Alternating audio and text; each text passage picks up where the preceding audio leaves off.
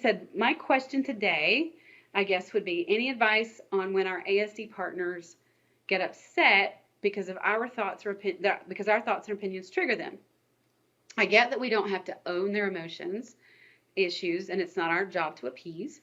But when they're triggered and it feels like we're getting yelled at, even though they don't see it, are there tools to deal with the situation? Especially when you're in a position when you can't set boundaries or walk away. Example, a discussion in a car. Are there ways we can de-escalate them or let them know their treatment is simply wrong without triggering them further? So like when you're in a car, one of the things that you can do is really you can either disengage from the conversation, and you have to know what's more likely to trigger them, and what you want to do is start to de-escalate in a way that makes the conversation. You don't want to cater to them, and I know this is something that you've talked about a lot, Angie. Why do we have to cater to them?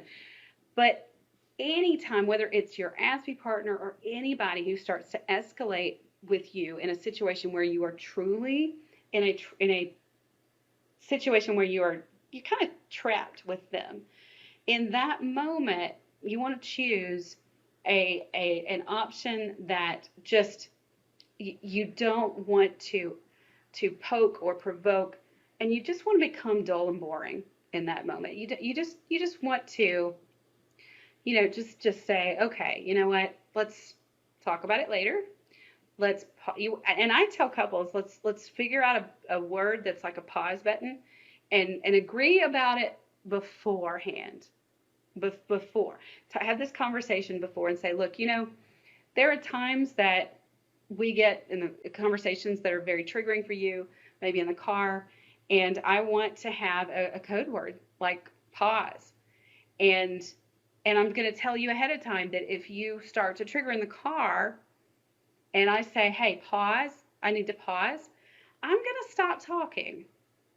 And then if he continues to escalate more and more because you've pressed pause,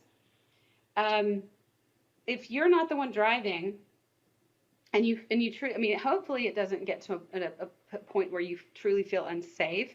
That's a totally different dynamic. If someone is then starting to provoke you in order to make you feel unsafe in that situation, that's not just an ASB trigger or an ASB meltdown. That becomes a manipulative, controlling thing. But if someone's triggered and you're wanting to de-escalate it, you can just disengage and say, you know what? You don't want to say, I see you're upset, and because you're upset, we need to pause. You can just say, let's talk about this later. I need a minute. I need a minute to process this. Or you can also try reflective listening, because when somebody's triggered, sometimes they need to be heard.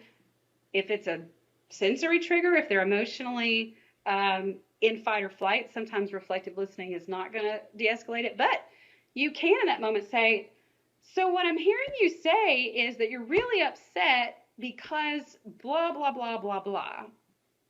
And sometimes that really works, because if they're not really in state of in fight or flight, when you reflect back to somebody, that doesn't mean that you're agreeing with them. You're just hearing what they're saying. And that, guys, I'm all about reflective listening anyway.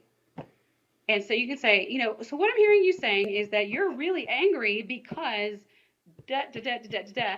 And then you can say, okay, am I hearing that right? And then they clarify, yeah, that's what I hear. Okay, so what I'm hearing you say then is blah, blah, blah, blah, blah. Okay, I really want to give this some thought, so I'll get back to you. I want to think about this. Thank you for letting me know. You're not agreeing with it, but you've heard them. So that's also a really good way to de-escalate.